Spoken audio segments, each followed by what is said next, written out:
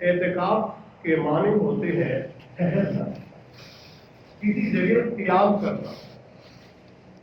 رمضان کریم کے آخری عشرہ میں اعتکاف کرنا یہ سنت مؤکدہ علی الکفایہ ہے، سنت مؤکدہ علی الکفایہ ہے، جس کا مطلب یہ ہے کہ محلے کی، گاؤں کی، شہر کی وہ مسجد جہاں پہ باجماعت نماز ادا کی جاتی ہے، اس میں کم از کم ایک شخص کا اعتکاف بیٹھنا ضروری ہے۔ کوئی ایک شخص بھی اعتکاف بیٹھ گیا تو سب کی طرف سے یہ سنت ادا ہو جائے گی۔ اگر اس مسجد میں کوئی ایک شخص بھی اعتکاف نہ بیٹھا تو سارے مسجد کے آس پاس رہنے والے سبھی گناہگار ہوں گے۔ یہ ہے سنت علی الکفایہ، ایک شخص بھی سنت ادا کر دے گا سب کی طرف سے ہو جائے گی۔ اگر کوئی بھی اعتکاف میں نہیں بیٹھا تو سارے گناہگار ہوں گے۔ اعتکاف کی سنت ہے 20 روزہ کی شام غروب آفتاب سے پہلے، افطاری سے پہلے اس کو اپنے مقام اعتکاف یعنی مسجد میں موجود ہونا ضروری ہے۔ 20ویں روزے کی افطار یہ مسجد میں موجود ہو کر اپنے مقام اعتکاف میں موجود ہو کر یہ روزہ افطار کرے گا، اور یہ اعتکاف اس وقت تک جاری رہے گا جب تک عید کا چاند دکھائی نہیں دیتا۔ جو ہی عید کا چاند نظر آ جائے گا تو اس کا اعتکاف مکمل ہو جائے گا۔ یہ سنت اعتکاف کرنے والا شخص کہلائے گا۔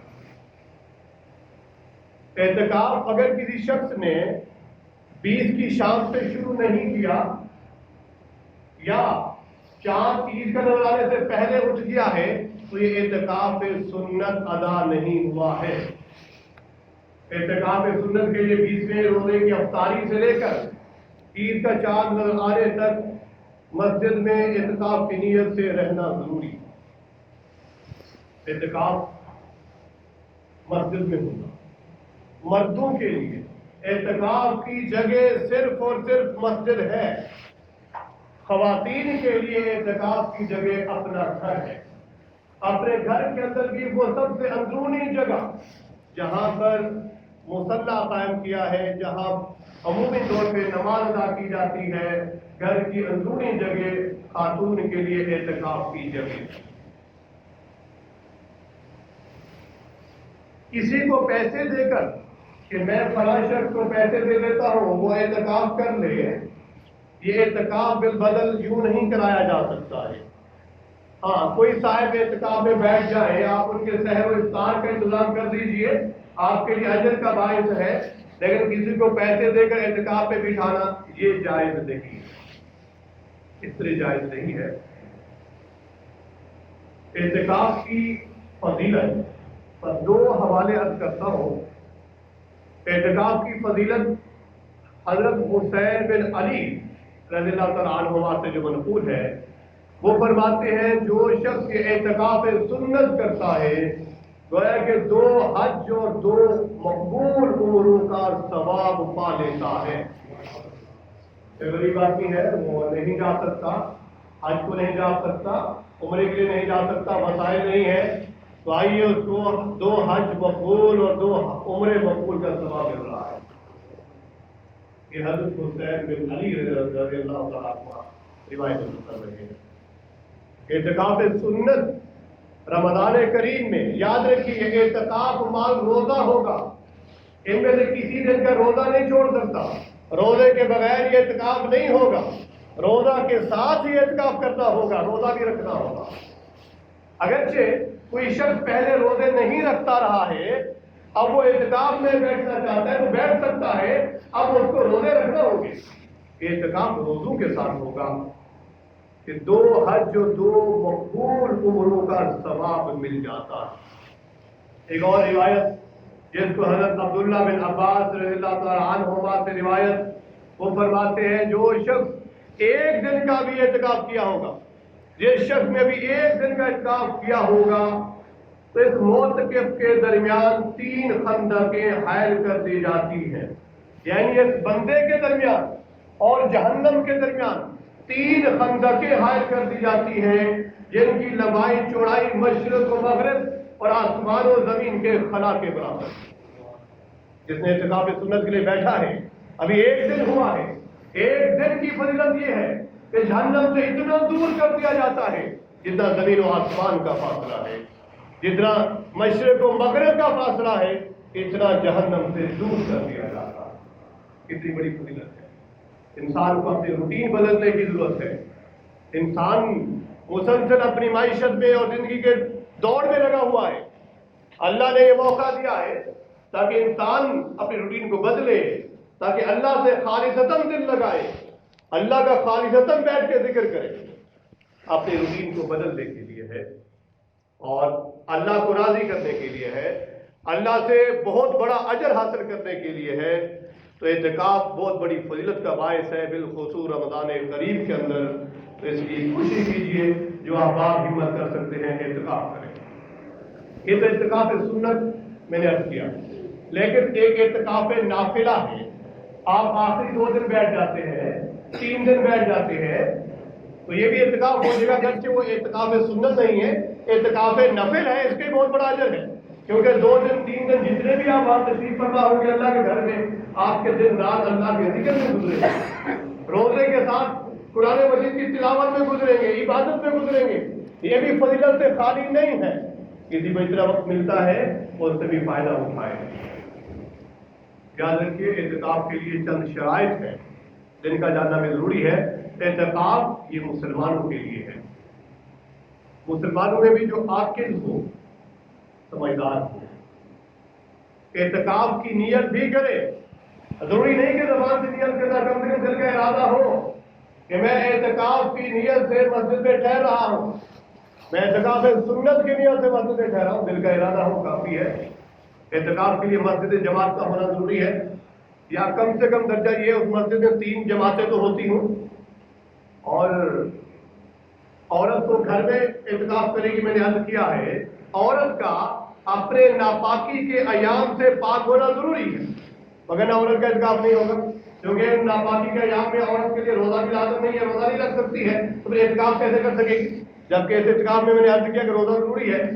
اسی طرح مرد کے لیے جنابت سے پاک ہونا، بدن کا کپڑوں کا پاک ہونا ضروری ہے۔